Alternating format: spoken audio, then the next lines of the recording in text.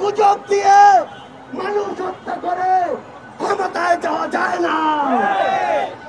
আমরা পৃথিবীর প্রত্যেকটি দেশকে বলে দিতে চাই, আমাদের সাথে সম্পর্ক হতে হবে সম্মানের, সম্পর্ক হতে হবে সমতার। কেউ যদি শোষণের দৃষ্টিতে আমাদের দিকে তাকায়, আমরা সেই চোখ উপড়ে ফেলব।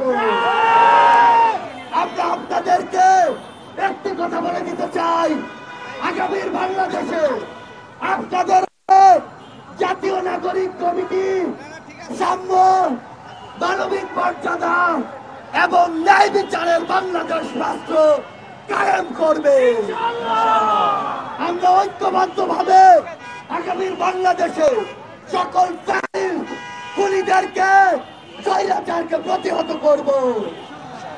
আপনাদের সাথে আমাদের আগামীর পথ চলা হবে সংগ্রামের রাজপথে, অথবা বিজয়ে। ইনকিলাব।